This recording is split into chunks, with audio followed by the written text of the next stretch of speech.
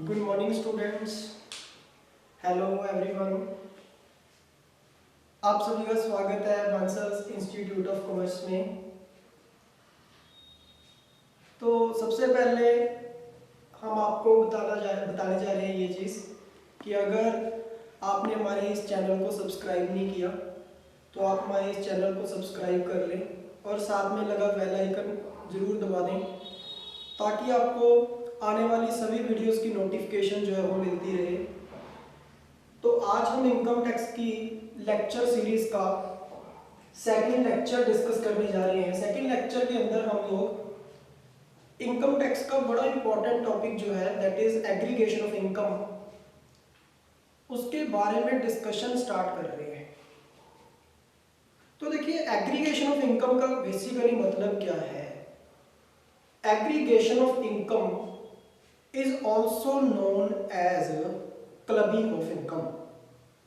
Aggregation of income का दूसरा मतलब क्या है? Clubbing of income.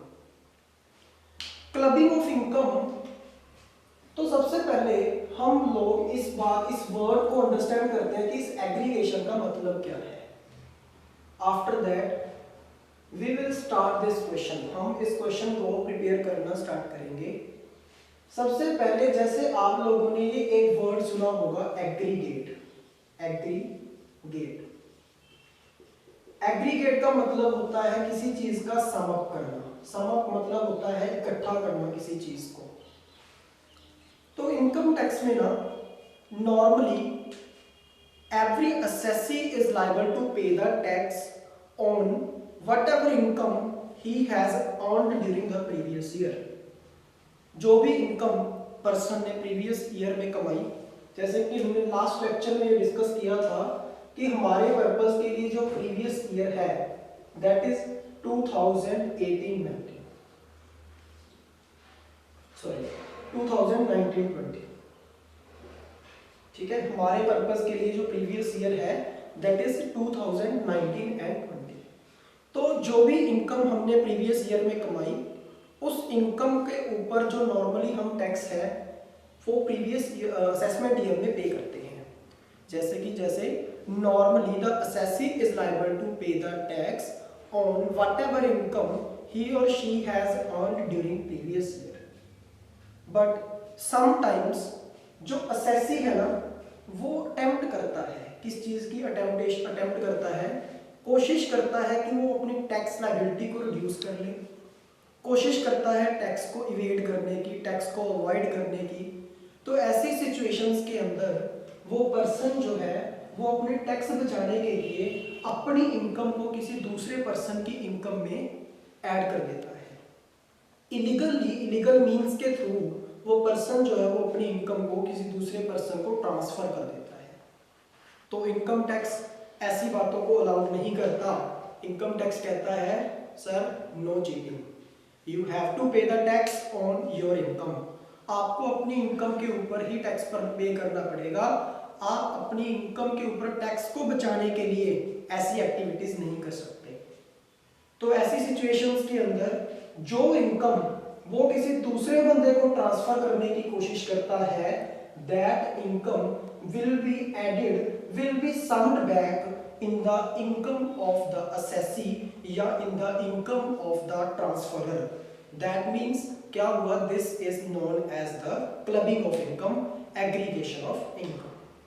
मतलब क्या हुआ, इन इजी वर्ड्स में हम अगर कहें तो एग्रीगेशन ऑफ इनकम का मतलब ये हुआ इन विच द असेसी जो है attempts to save, attempts to avoid, attempts to evade the tax and he is transferring his income to another person। वो अपनी इनकम को किसी दूसरे पर्सन को ट्रांसफर करना चाह रहा है to avoid the tax। But income tax says you are not allowed to transfer that income without any specific reason। आप किसी भी स्पेसिफिक रीजन के विदाउट आप अपनी इनकम को ट्रांसफर नहीं कर सकते। तो ऐसी सिचुएशंस में हमारे ऊपर एग्रीगेशन ऑफ इनकम की प्रोविजंस जो है, जो कि इनकम टैक्स में सेक्शन 60 से लेकर के सेक्शन 65 के अंदर मेंशन्ड है, वो प्रोविजंस की एप्लीकेबिलिटी स्टार्ट हो जाती है और जिससे कि हमारे जो इनकम यानी कि जो ट्रांसफरर है उसकी इनकम जो है, जो उसने जितनी भी इनकम किसी दूसरे पर्सन को ट्रांसफर करी होती है, वो इनकम जो है वो असेसी की इनकम में ऐड हो जाती है, ट्रांसफरर की इनकम में ऐड हो जाती है। तो आइए हम लोग इसके बारे में डिस्कशन करते हैं। तो सबसे पहले तो हम इस बात को डिस्कस करते हैं कि एग्जाम में क्वेश्चन कैसे आएगा। एग्जाम में इसका पेट सेट क्वेश्चन है, एग्जाम में जो क्वेश्चन पूछा जाता है वो क्या है कि what is clubbing of income and what are the various circumstances in which the income of the another person is to be included in the income of assessee. ठीक है जी। तो मतलब क्या हुआ कि जिसमें किसी दूसरे बंदे की इनकम को असेसी की इनकम में ऐड कर दिया जाता है। क्यों? क्योंकि उस पर्सन ने अटेम्प्ट की थी, कोशिश की थी अपनी इनकम को चोरी करने की। ठीक है, इनकम की टैक्स की चोरी करने की कोशिश की थी। तो दैट्स वाई क्या है कि इस ऐसे केसेस के अंदर हम किसी दूसरे पर्सन जिसको हम इनकम ट्रांसफर कर रहे हैं उसकी इनकम को असेसी की इनकम में ऐड कर दिया जाएगा। तो इसमें हम लोग प्रोविजंस की डिस्कशन स्टार्ट करते हैं। तो सबसे पहले इसमें हम फर्स्ट पॉइंट डिस्कस करते हैं, that is transfer of income where there is no transfer of asset. जैसे कि हमारे इंडिया के अंदर एक ट्रांसफर ऑफ प्रॉपर्टी एक्ट है। उस ट्रांसफर ऑफ प्रॉपर्टी एक्ट में लिखा है कि अगर आपने कोई भी किसी पर्सन को एसेट ट्रांसफर करनी है तो आपको उसकी रजिस्ट्रेशन उसके नाम पे करवानी होगी। पर अगर आप उसके अगेंस्ट, उस एक्ट के अगेंस्ट जाते हो, आपने एसेट ट्रांसफर नहीं करी but we are transferring income, तो इनकम टैक्स क्या कहता है कि ट्रांसफर ऑफ इनकम। जैसे ना हमारे इनकम, इस चैप्टर की सबसे बड़ी इंपॉर्टेंट चीज यही है कि पॉइंट्स के अंदर ही उसकी एक्सप्लेनेशन छुपी हुई है। ठीक है, तो यहाँ पे फर्स्ट जो पॉइंट है वो है transfer of income where there is no transfer of asset. आपने ट्रांसफर ऑफ इनकम तो कर दिया बट ट्रांसफर ऑफ एसेट नहीं किया। इसका मतलब क्या हुआ कि आपने अपनी इनकम किसी दूसरे पर्सन को दे दी बट आपने उसकी रजिस्ट्रेशन किसी दूसरे पर्सन के नाम पे नहीं करवाई। तो इसका मतलब क्या हुआ कि आपने सिर्फ इनकम ट्रांसफर करी but asset belongs to you. तो इसका मतलब हुआ कि आपने इनकम टैक्स की चोरी करने की कोशिश की। तो ऐसे केसेस में इनकम टैक्स के जो अथॉरिटीज हैं वो कहेंगी no cheating, you are not allowed to do this activity, आप ऐसा काम नहीं कर सकते। तो इट मींस क्या है, transfer of income where there is no transfer of asset. अगर आपने एक एसेट विदाउट ट्रांसफर करे आपने इनकम को ट्रांसफर करने की कोशिश करी तो उस केस में जो इनकम है that income belongs to the transferor, यानी कि that income is to be included in the income of assessee. तो वो इनकम जो है वो असेसी की इनकम में ऐड कर दी जाएगी। क्लियर? चलिए अब हम इसकी एक एग्जांपल की डिस्कशन करते हैं। देखिए फॉर एग्जांपल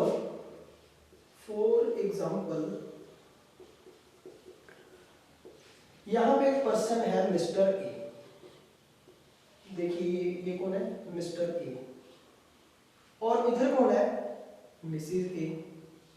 इधर कौन है, मिसिज ए। ये मिस्टर ए जो है ना, इनके पास एक हाउस प्रॉपर्टी है। इनके पास क्या है, एक हाउस प्रॉपर्टी है।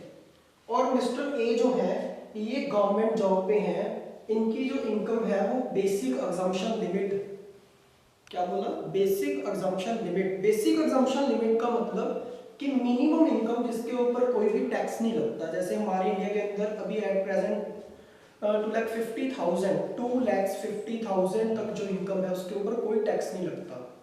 ठीक है, तो यहाँ पे क्या है, मिस्टर ए जो है उनके पास एक हाउस प्रॉपर्टी है और वो हाउस प्रॉपर्टी वो क्या कर रहे हैं, वो गवर्नमेंट एम्प्लॉय है और वो हाउस प्रॉपर्टी क्या कर रहे हैं, अपनी वाइफ को ट्रांसफर नहीं कर रहे।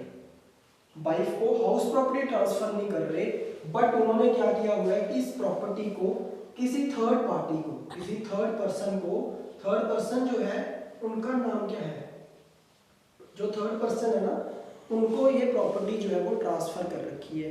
ट्रांसफर का मतलब उनको ये प्रॉपर्टी किराए पे दे रखी है। उनको ये प्रॉपर्टी उन्होंने किराए पे दे रखी है। तो किराया आया उनके पास 10,000 पर मंथ का किराया आ रहा है। तो ये किराया जो है ना वो मिस्टर ए ने अपनी वाइफ मिसिस ए को ट्रांसफर कर दिया। तो इसका मतलब उस हाउस प्रॉपर्टी से आने वाली इनकम को तो अपनी वाइफ को ट्रांसफर कर दिया, बट उन्होंने इस प्रॉपर्टी को अपनी वाइफ को ट्रांसफर नहीं किया। तो ऐसी केसेस के अंदर इनकम टैक्स वाले कहेंगे कि आपने ये एसेट ट्रांसफर करी क्यों, आपका पर्पस क्या था एसेट ट्रांसफर करने का। आपका पर्पस था टैक्स की चोरी करना, क्योंकि आपने एसेट तो ट्रांसफर करी नहीं। तो ऐसे केसेस के अंदर दैट 10,000 इंटू 12 मतलब 1 ईयर का कितना हुआ 1,20,000, वो rupees will be that amount will be added in the income of Mister A. तो वो इनकम जो है वो मिस्टर ए की कंसीडर की जाएगी, that income does not belongs to Mrs A. ठीक है जी, क्लियर।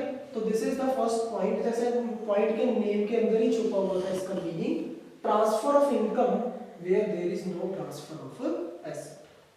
क्लियर। नेक्स्ट हमारे पास है second point, that is a revocable transfer of an asset. जैसे आपको इंडियंस की मेंटालिटी का पता है, इंडियंस क्या है, इनकम टैक्स ने क्या किया कि ये जो ट्रांसफर ऑफ एसेट है, ये वाली प्रोविजंस को जब अलाउड करने के मतलब इस प्रोविजन को रोक दिया कि आप ऐसे इनकम को ट्रांसफर नहीं कर सकते, तो इंडियंस ने बोला चलो कोई बात नहीं, अगर हम ऐसे ट्रांसफर नहीं कर सकते तो हम और तरीका अपनाते हैं। उन्होंने क्या किया, जैसे कोई पर्सन है उसने क्या किया ना, उसको बोल दिया कि ऐसे करता हूं मैं, आपको ना 3 साल के लिए 4 साल के लिए आपको इनकम ट्रांसफर कर देता हूं, 3 साल के लिए 4 साल के लिए, जब तक मेरी जॉब है, जब तक मेरी सैलरी की इनकम है, तब तक आप ये एसेट अपने पास रखो। जब मेरी सैलरी इनकम खत्म हो जाएगी, बंद हो जाएगी, क्योंकि मेरी रिटायरमेंट होने वाली है, रिटायरमेंट जब हो जाएगी तो उसके बाद क्या करना, आप उस एसेट को दोबारा वापस मेरे को ही दे देना। तो उसको हम बोलते हैं revocable. Revocable transfer of the asset means in which the assessee has a right to return back his asset after a specified period of time. In that case, उस केस में भी क्या है कि अगर इस तरीके से कोई एसेट ट्रांसफर करी जाएगी, रेवोकेबल ट्रांसफर ऑफ एसेट किया जाएगा, तो ऐसी सिचुएशंस के अंदर भी income derived from that asset will be included in the income of assessee. तो ऐसे सिचुएशंस के अंदर भी जो इनकम है वो असेसी की इनकम में ऐड कर दी जाएगी। ठीक है, क्योंकि अल्टीमेटली इंटेंशन क्या थी, अल्टीमेटली यहाँ पे हमारी इंटेंशन थी टैक्स की चोरी करना। टैक्स की चोरी करना हमारी इंटेंशन थी। इसी कारण की वजह से हमने क्या किया था, ये एसेट को ट्रांसफर किया था। जब हमारी जो जॉब है उससे हम रिटायरमेंट हो जाएगी, तब आप एसेट को मेरे को वापस दे देना, तब तक आप अपने पास रखो एसेट। कारण क्या था इसका, एसेट को अपने पास रखो, कारण इसका क्या था, कारण इसका सिर्फ यही था कि हम टैक्स की चोरी करना चाहते थे। तो नेक्स्ट देखिए, यहाँ पे हम इसके एग्जांपल को डिस्कस करते हैं। देखिए एग्जांपल के अंदर देखो, कहते जैसे मिस्टर ए थे, उनकी जो गवर्नमेंट जॉब से वो इनकम कमा रहे थे यहाँ पे 50,000 पर मंथ, और उनके पास एक हाउस प्रॉपर्टी भी थी। उन्होंने वो हाउस प्रॉपर्टी किसी ट्रस्ट को दे दी। चलो ट्रस्ट नहीं, हम अपनी वाइफ को बोलते हैं, इसकी वाइफ को ट्रांसफर कर दी, यानी कि मिसेस ए को ट्रांसफर कर दी। गवर्नमेंट जॉब पे थे, उनकी सैलरी जो है वो बेसिक एग्जम्पशन लिमिट से ज्यादा है 6 लाख, और हाउस प्रॉपर्टी भी उनके पास थी। उन्होंने टेम्परेरी टाइम पीरियड के लिए 3 साल के लिए, क्योंकि उनकी जो जॉब है, उनकी जो एज है वो है 55 ईयर्स, 55 ईयर्स उनकी एज है। उन्होंने क्या किया, अपनी इस एसेट को ना, अपनी इस हाउस प्रॉपर्टी को मिसेस ए को ट्रांसफर कर दिया, और कहते हैं कि जब क्या है कि आपको ये एसेट ट्रांसफर कर रहा हूं मैं, और जब मेरी जॉब जो है वो खत्म हो जाएगी, आप क्या है ये एसेट दोबारा से मेरे को दे देना। जिसके अंदर मिस्टर ए के पास ये राइट है, मिस्टर ए के पास, कि वो अपनी एसेट को दोबारा रिटर्न बैक कर सकता है, रिवोक कर सकता है। तो ऐसी सिचुएशंस के अंदर भी ये जो इनकम होगी हाउस प्रॉपर्टी से आने वाली जो इनकम होगी, that income will be added in the income of Mister A. तो वो इनकम किसकी होगी? मिस्टर ए की होगी। क्लियर है? तो ये था इसके अंदर पॉइंट, ये थी इसकी एग्जांपल। तो अब हम क्या कर रहे हैं, इस पॉइंट के कुछ एक्सेप्शंस हैं, उन एक्सेप्शंस के बारे में डिस्कस करते हैं। एक्सेप्शंस का मतलब क्या होता है स्टूडेंट? एक्सेप्शन का मतलब ये होता है कि जिस चीज की जो प्रोविजन है, अगर वो प्रोविजन कहीं किसी ना किसी जगह पे एप्लीकेबल नहीं होती। एक्सेप्शन का मतलब जो रूल है, रूल के अकॉर्डिंगली जो चीज एक्सेप्टेड, मतलब एक्सेप्ट मतलब क्या होता है? छोड़ देना। ठीक है, तो मतलब क्या हुआ? एक्सेप्शन का मतलब ये होता है कि जिसके अंदर जो रूल है वो एप्लीकेबल नहीं होता। ये रूल कहाँ पे एप्लीकेबल नहीं होता? कहते हैं देखिए, सबसे पहले तो यहाँ पे 2 पॉइंट्स हैं। कौन कौन कितने पॉइंट्स हैं? 2। एक्सेप्शंस का फर्स्ट पॉइंट है कि अगर आपने जो एसेट है, अगर आपने जो एसेट है वो ट्रांसफर करी हो किसी भी ट्रस्ट को या किसी भी पर्सन को उसके लाइफ टाइम के लिए। मतलब देखिए, आपने उस बंदे को बोला कि यार तू अपने पास रख ये एसेट, ठीक है, जब तक तू जिंदा है तब तक तू अपने पास रख ये asset. You have not a right to return back to revoke back that asset till the lifetime of the beneficiary. उस बेनिफिशियरी की लाइफ टाइम तक आपके पास राइट नहीं है कि वो एसेट जो है वो आपको मिले वापस। ठीक है, तो ऐसी सिचुएशंस के अंदर ये वाली प्रोविजंस जो है वो एप्लीकेबल नहीं होती। ये था हमारा फर्स्ट पॉइंट। सेकंड पॉइंट क्या है कि अगर आप लोगों को ना पहले ये चीज का पता होना चाहिए कि हमारा इनकम टैक्स एक्ट जो है वो पास कब हुआ। इस पॉइंट को समझने के लिए आपको पता होना चाहिए कि इनकम टैक्स एक्ट जो है उसको हम बोलते हैं 1961। पहली बार इनकम टैक्स इंडिया के अंदर एप्लीकेबल हुआ 1 अप्रैल 1961। तो ये वो डेट है जब से इनकम टैक्स की एप्लीकेबिलिटी हमारे इंडिया के अंदर स्टार्ट हुई। तो जैसे हम इसकी बात करते हैं, तो ये जो डेट है ना, अगर आपने कोई एसेट को रिवोक किया था इस डेट से पहले, अगर आपने इस डेट से पहले अपनी एसेट को किसी दूसरे पर्सन को ट्रांसफर किया था, ठीक है, तो उसके बाद क्या किया आपने? उसके बाद आपने वो एसेट को तो रिवोक कर दिया, देन उसके बाद भी आपने 6 साल के लिए उस बंदे से एसेट रिवोक नहीं की, मतलब एसेट 6 साल के लिए वापस नहीं ली। ठीक है, मतलब क्या हुआ कि आपने एसेट को ट्रांसफर किया था इस डेट से पहले और आपके पास राइट नहीं था, आपने उस एसेट को 6 साल के लिए ट्रांसफर किया था और 6 साल के बाद भी अभी तक रिवोक नहीं किया है। तो ऐसी सिचुएशंस के अंदर भी ये एक्सेप्शन अप्लाई होती है और यहाँ पे रेवोकेबल ट्रांसफर ऑफ एसेट की प्रोविजन एप्लीकेबल नहीं होती।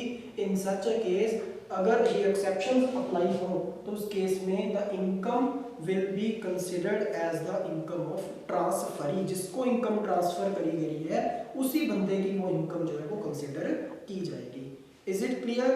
This is our second point of aggregation of income. ये हमारा पॉइंट था एग्रीगेशन ऑफ इनकम का सेकंड पॉइंट। चलिए हम थर्ड पॉइंट की बात करते हैं। देखिए थर्ड पॉइंट क्या है? Any salary, fees, commission, bonus received by the spouse from concern in which another spouse has substantial interest। Point बड़ा इजी है, इसके नाम में ही सब कुछ है। आपके नाम अगर याद हो गया ना इस पॉइंट का, तो आपको एक्सप्लेनेशन याद करने की जरूरत नहीं पड़ेगी। वन बाय वन हम इसके पॉइंट के मीनिंग को समझते हैं, तो आपको इसके एक्सप्लेनेशन को समझने की कोई ज़्यादा ज़रूरत नहीं पड़ेगी। तो देखिए, तो यहाँ पे सबसे पहले तो इन पॉइंट्स के इन वर्ड्स के मीनिंग तो समझने की जरूरत ही नहीं है। Any salary, fees, commission, bonus, इन सभी का मतलब तो हमें पता ही है। रिसीव्ड, हमने रिसीव किया, रिसीव किसने किया? By the spouse. तो पहले हम इनकम टैक्स के अंदर स्पाउस वर्ड का मतलब समझ लेते हैं। स्पाउस का मतलब क्या होता है? जैसे अगर स्पाउस वुमेन है, स्पाउस अगर वुमेन है तो उसके लिए अनदर स्पाउस क्या हुआ? उसका हस्बैंड हुआ, यानी कि वाइफ के लिए उसका स्पाउस कौन हुआ? हस्बैंड हुआ। और अगर वो पर्सन हस्बैंड है तो हस्बैंड के लिए उसका स्पाउस कौन हुआ? उसकी वाइफ उसकी स्पाउस होगी। Is it clear? तो स्पाउस का मतलब होता है बाय द स्पाउस, चाहे इसने वुमेन इनकम रिसीव करी हो चाहे वो मैन ने इनकम रिसीव करी हो, चाहे वाइफ ने इनकम रिसीव करी हो, चाहे हस्बैंड ने इनकम रिसीव करी हो, तो हम उसको क्या बोलेंगे, स्पाउस। ठीक है। फ्रॉम कंसर्न, कंसर्न का मतलब होता है बिजनेस ऑर्गेनाइजेशन या फिर कोई कंपनी। ठीक है। इन विच अनदर स्पाउस, दूसरा स्पाउस, बात हमने इसकी करी, उसके अगेंस्ट दूसरा स्पाउस क्या है, हस्बैंड है। अगर हस्बैंड है तो उसका दूसरा स्पाउस क्या है, वाइफ है। In which another spouse has substantial interest. तो सब्सटेंशियल इंटरेस्ट का मीनिंग हम देखते हैं। सब्सटेंशियल इंटरेस्ट का मीनिंग देखिए क्या होता है। सब्सटेंशियल इंटरेस्ट का मीनिंग होता है कि किसी भी कंपनी में या फर्म में आपके पास 20% वोटिंग राइट्स हैं। क्या है, 20% वोटिंग राइट्स हैं। मतलब अगर कंपनी के पास 100 रुपीज है तो 20 रुपए तो आपने लगा रखे हैं। मतलब क्या हुआ कि 1/5 शेयर के मालिक तो आप हो। ठीक है। तो 1/5 का मतलब मेजर शेयर होल्डर हुआ। तो जिसका 1/5 शेयर होता है, 20% सब्सटेंशियल इंटरेस्ट होता है, 20% वोटिंग राइट होता है जिसके पास, ठीक है, उसका इंटरेस्ट क्या माना जाता है, सब्सटेंशियल इंटरेस्ट माना जाता है। तो देखिए, any salary, fees, commission, bonus received by the spouse from the concern in which the another spouse has substantial interest. अगर कहते हैं कोई भी सैलरी, फीस, कमीशन, बोनस जो है वो रिसीव किया किसी एक स्पाउस ने उस कंसर्न से जिसमें जो दूसरा स्पाउस है उसने 20% इक्विटी शेयर खरीद रखे हैं। समझ में बात? तो मतलब क्या हुआ कि आपने उसी कंसर्न से वो इनकम जो है वो रिसीव करी है जिसमें दूसरे स्पाउस का 20% शेयर है। ठीक है। तो इसकी हम एग्जांपल देखते हैं। तो ऐसे केसेस में भी वो जो इनकम है ना, जो पहले स्पाउस को इनकम मिली है किस फॉर्म में, सैलरी, फीस, कमीशन, बोनस की फॉर्म में जो भी इनकम मिली है, that income will be added in the income of another spouse. दूसरे स्पाउस की इनकम में वो ऐड कर दी जाएगी। इसका इनडायरेक्ट मीनिंग क्या हुआ, इसका मतलब हुआ कि जैसे कि सपोज करो फॉर एग्जांपल इसमें मिस्टर ए है, वो बिल्कुल निकम्मा है, कुछ नहीं करता। ठीक है। और जो मिसिज ए है, मिसिज ए क्या है, बहुत पढ़ी लिखी है। ठीक है, बहुत पढ़ी लिखी है और उसने अपनी एक कंपनी स्टार्ट कर रखी है। उसने क्या किया हुआ है, एक कंपनी स्टार्ट कर रखी है। तो कंपनी स्टार्ट करने का इनडायरेक्टली मीनिंग क्या हुआ कि उसने क्या किया हुआ है, एक एस्टैब्लिश करी हुई है फर्म और उसके अंदर उसका 20% से ज्यादा वोटिंग राइट है, मतलब उसका सब्सटेंशियल इंटरेस्ट है। तो मिस्टर ए तो भी निकम्मा है। ठीक है। मिस्टर ए को ना मिसेस ए ने क्या किया कि चलो मेरा हस्बैंड ही है, हम इसको अपनी कंपनी में क्या कर लेते हैं, कोई काम पे रख लेते हैं। तो मिस्टर ए को जो काम है वो किसके कारण मिला, मिसेस ए के कारण मिला। ठीक है। तो ऐसी सिचुएशंस के अंदर जब मिस्टर ए को मिसेस ए के कारण काम मिला जिसमें दूसरे स्पाउस का सब्सटेंशियल इंटरेस्ट था, मिस्टर ए ने ना मिसेस ए को जो इनकम मतलब दी है क्योंकि उसने उसको जॉब दी है। किसने, मिसेस ए ने। किसको, मिस्टर ए को। तो अगर मिसेस ए के कारण मिस्टर ए को जॉब मिली है तो जो भी इनकम एक स्पाउस को यानी कि मिस्टर ए को किससे हुई, उस मतलब उस कंसर्न से हुई जिसमें दूसरे स्पाउस का सब्सटेंशियल इंटरेस्ट था। क्योंकि ये पर्सन जो था वो किसी काम का नहीं था। काम किसके कारण मिला, अनदर स्पाउस के कारण मिला। तो ऐसी सिचुएशंस में जो इनकम मिस्टर ए को होगी that income will be added in the income of Mrs A. किसकी इनकम में ऐड होगी, income of Mrs A. But लेकिन यहाँ पे भी एक एक्सेप्शन है। अब एक्सेप्शन क्या है, एक्सेप्शन ये है क्योंकि देखो कि ये जो एक्सेप्शन है ना इसका मतलब क्या है कि देखिए सपोज करो मिस्टर ए जो था वो एक सीए होता, तो मतलब क्या होता कि उसके पास नॉलेज है, टेक्निकल स्किल है, ठीक है, उसके पास एक्सपीरियंस है। तो मिसेस ए ने कहा कि हमने तो वैसे भी क्या करना था कि एक सीए को अपॉइंट करना ही था, बट जो उसका हस्बैंड है वो खुद ही एक सीए है, क्यों ना हम अपने हस्बैंड को यहाँ पे क्या कर लें, अपॉइंट कर लें।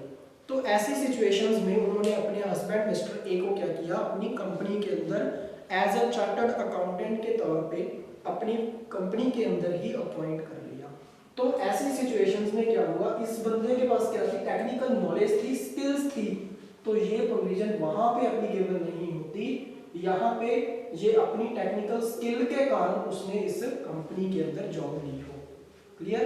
तो मतलब क्या हुआ कि अगर इसके कारण जॉब मिली स्पाउस को, दूसरी स्पाउस को, फिर तो ऐड होगी, पर अदरवाइज क्या है, that income will be considered as the income of Mister A. तो वो इनकम जो है वो मिस्टर ए की ही कंसीडर की जाएगी। क्लियर? चलिए नेक्स्ट फोर्थ पॉइंट हमारे पास है income from the asset transfer to spouse without adequate consideration. इसका मतलब क्या हुआ कि सपोज करो आपके पास कोई एसेट है, आपके पास एक हाउस प्रॉपर्टी है, आपने उस हाउस प्रॉपर्टी को अपनी वाइफ को ट्रांसफर कर दिया, यानी कि अपनी स्पाउस को ट्रांसफर कर दिया without adequate consideration. Without adequate consideration का मतलब ये है कि आपने अपनी 5 करोड़ वाली चीज को 50,000 में अपनी वाइफ को दे दिया, तो कहां की एडिक्वेट कंसीडरेशन है? ठीक है, तो मतलब क्या हुआ कि इतनी महंगी चीज को आप इतने कम रुपीस में अपनी वाइफ को ट्रांसफर कर रहे हो, तो इसका अल्टीमेटली इंटेंशन क्या है कि आप टैक्स चोरी करने की कोशिश कर रहे हो। आप तो एक जस्ट एक बहाना है कि आपकी जो एसेट है वो ट्रांसफर होगी। तो ऐसी सिचुएशंस में इनकम टैक्स ने कहा कि income from the asset transfer, अगर आपको किसी एसेट से इनकम हो रही है, अगर आपको किसी एसेट से इनकम हो रही है जो कि आपने ट्रांसफर करी है, किसको? अपनी स्पाउस को, अपने स्पाउस को ट्रांसफर करी है विदाउट एडिक्वेट मॉनेटरी कंसीडरेशन। मतलब क्या हुआ कि मॉनेटरी कंसीडरेशन एडिक्वेट नहीं थी।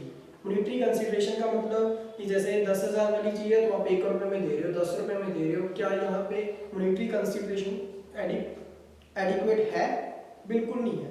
तो ऐसी सिचुएशंस के अंदर क्या है कि हमारी जो ये इनकम है, हमारी जो ये स्पाउस को इस एसेट से आएगी income, that income will be added in the income of transferor. तो वो इनकम जिसने एसेट ट्रांसफर करी है उस पर्सन की इनकम में ऐड होगी। ठीक है, क्लियर है? तो यहाँ पे ना सपोज करो, यहाँ पे ना ट्विस्ट आ सकता है, जैसे ना कि पर्सन सपोज करो मिस्टर ए जो है जिसने कि वो एसेट ट्रांसफर करी है, वो ये कह सकता है कि सर हमारा तो नेचुरल लव एंड अफेक्शन है। नेचुरल लव एंड अफेक्शन का मतलब वो कहेगा कि ये तो मेरी प्यारी वाइफ है, मेरा तो इसके साथ बहुत ज़्यादा प्यार है, मेरा मतलब हीरा है मेरी लाइफ का। तो उसने बोला कि इसका तो कोई मतलब इसकी तो कोई ये तो इनवैल्यूएबल है, मतलब इसकी तो कोई वैल्यू ही नहीं है प्यार की। तो ठीक है, हाँ बिल्कुल नहीं है, पर आप वहाँ पे ये काम नहीं चलता, इनकम टैक्स में ये काम नहीं चलता। वैसे तो हमारा इंडियन कॉन्ट्रैक्ट एक्ट है 1872, उसने भी यही कहा है। क्या बोला है इनका इंडियन कॉन्ट्रैक्ट एक्ट 1872 ने? उसने बोला कि no consideration no contract, but there are certain exceptions. उसमें फर्स्ट पॉइंट क्या था? Natural love and affection. Natural love and affection क्या है? कहते हैं अगर आपका नेचुरल लव एंड अफेक्शन हो तो कॉन्ट्रैक्ट वैलिड है। तो कॉन्ट्रैक्ट तो ये वैलिड है, पर इनकम टैक्स के अकॉर्डिंगली जो एडिक्वेट कंसीडरेशन है उसका मतलब क्या है? Adequate monetary consideration. अगर मॉनेटरी कंसीडरेशन एडिक्वेट नहीं है, तो अगर मॉनेटरी कंसीडरेशन एडिक्वेट नहीं है तो उस एसेट के ट्रांसफर करने पे उस एसेट से आने वाली इनकम जो है, that income will be added in the income of transferor. जिसने वो इनकम एसेट ट्रांसफर करी है उस पर्सन की इनकम में वो इनकम ऐड होगी। फॉर एग्जाम्पल जैसे मिस्टर ए है, मिस्टर ए ने अपनी हाउस प्रॉपर्टी अपनी वाइफ मिसेस ए को ट्रांसफर कर दी। उस हाउस प्रॉपर्टी की जो वैल्यू है वो है 10 करोड़ रुपए की। ठीक है, चंडीगढ़ 17 सेक्टर में वो प्रॉपर्टी थी। चंडीगढ़ 17 सेक्टर में वो प्रॉपर्टी 10 करोड़ की मिल रही थी, और वो 10 करोड़ वाली प्रॉपर्टी को वो कह रहे हैं अपनी वाइफ को कि चलो ये प्रॉपर्टी जो आप 10 लाख में रखो। इस प्रॉपर्टी से आने वाला जो रेंटल इनकम है, आपको पता ही है 17 सेक्टर में रेंटल वैल्यूज कितनी है। वो रेंटल वैल्यूज जो है वो आपको जितना भी उस मतलब प्रॉपर्टी से रेंट जो आपको आ रहा है, वो प्रॉपर्टी का रेंट उसने अपनी वाइफ को ट्रांसफर कर दिया ऑन द ग्राउंड्स कि उसने एसेट ट्रांसफर कर दी। बट लेकिन पीछे इंटेंशन क्या थी? टैक्स की चोरी करना। तो इनकम टैक्स वाले कहेंगे no cheating, you have to pay the tax on your income. आपको अपनी इनकम के ऊपर टैक्स पे करना पड़ेगा, क्योंकि जो आपकी कंसीडरेशन थी ना, मॉनेटरी कंसीडरेशन थी, वो एडिक्वेट नहीं थी। इनकम टैक्स वाले ये नहीं कहते कि आप एसेट अपनी वाइफ को ट्रांसफर नहीं कर सकते, वो ये कहते हैं आप अपनी वाइफ को एसेट ट्रांसफर करो, कोई प्रॉब्लम नहीं है, बट आपकी इंटेंशन सही होनी चाहिए। आप मॉनेटरी कंसीडरेशन एडिक्वेट लो, कोई प्रॉब्लम नहीं है, आप अपनी एसेट को ट्रांसफर करो, बट कम से कम जो वैल्यू है वो तो पूरी हो ना, ठीक है। तो ऐसी सिचुएशंस के अंदर जो है, ये पॉइंट के अंदर भी इनकम जो है वो किसकी होगी, मिस्टर ए की होगी, जिसने एसेट को without adequate monetary consideration transfer किया, ठीक है जी। चलिए, और हमारा बिल्कुल लास्ट पॉइंट जो है वो क्या है, हमारा लास्ट पॉइंट है income from the asset transfer to son's wife. देखिए ऊपर वाला पॉइंट हमने कैसे पढ़ा, ऊपर वाला पॉइंट के अंदर बिल्कुल सेम वर्डिंग है, income from the asset transfer to son's wife. यहाँ पे क्या था, टू स्पाउस, यहाँ पे क्या है, to son's wife without adequate consideration. Point बिल्कुल सेम है, कोई फर्क नहीं है। यहाँ पे स्पाउस लगा दिया, वहां पे उस स्पाउस को रिप्लेस करके कर दिया to son's wife. To son's wife क्या होता है, पुत्र वधू, आपके बेटे की घरवाली, ठीक है, बेटे की घरवाली को इनकम जो है वो ट्रांसफर करी गई है। इनकम ट्रांसफर करी है किस ग्राउंड से, कि आपको एसेट ट्रांसफर करी है आपने अपनी सन्स वाइफ को, और वो एसेट जो है वो सन्स वाइफ को तो ट्रांसफर करी है, पर उसका रीजन क्या था, without adequate consideration, without adequate monetary consideration. तो ऐसे केसेस के अंदर भी क्या है कि जो इनकम है, that income which is transferred by transferring the asset without monetary adequate consideration to son's wife, that income will be added in the income of transferor. जिस पर्सन ने वो इनकम ट्रांसफर की है उसकी इनकम में वो income जो है वो ऐड हो जाएगी। तो ये थे हमारे 5 पॉइंट्स, ये थे हमारे एग्रीगेशन ऑफ इनकम के 5 पॉइंट्स। तो हम ना इसमें एक बस ये तो कवर हो गए, हम इसमें एक और पॉइंट करते हैं, बाकी के 5 पॉइंट्स और भी हैं इसके, ठीक है।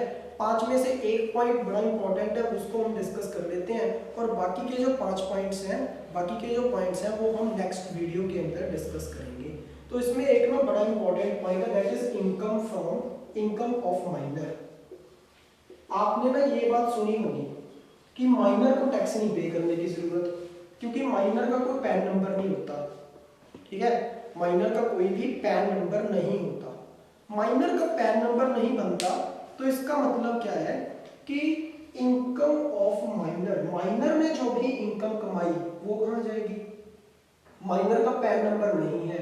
इनकम टैक्स के अंदर रिटर्न फाइल करने के लिए आपको चाहिए पैन नंबर, माइनर के पास तो पैन नंबर नहीं है, तो क्या होगा, माइनर की इनकम कहाँ जाएगी, माइनर तो कमा रहा है। तो ऐसे सिचुएशंस में माइनर जो है, जो भी इनकम माइनर कमाएगा, that income will be added in the income of the that parent। अपने उसके पेरेंट्स की इनकम में वो इनकम ऐड होगी। किस पेरेंट की इनकम में वो इनकम ऐड होगी, जिसकी इनकम ज्यादा हो, जिसकी इनकम ज्यादा हो। जैसे कि फादर की इनकम ज्यादा है तो फादर की इनकम में ऐड होगी, मदर की इनकम ज्यादा है तो मदर की इनकम में ऐड होगी। ऐसी प्रोविजंस है ये बहुत इंपॉर्टेंट प्रोविजन है। इसकी एक एक्सेप्शन भी है, उसके अंदर एक एग्जम्पशन भी है, हम इसको नेक्स्ट वीडियो के अंदर कवर करेंगे, इनकम ऑफ द माइनर, ठीक है जी। तो आज हमने डिस्कस किए ये 5 पॉइंट्स, ठीक है। तो यहाँ पे क्या है कि हमारा ये लेक्चर यहीं पे खत्म होता है। थैंक यू, आपने मतलब बड़े ध्यान से सुना, thank you all, thanks, stay safe and stay home, thank you.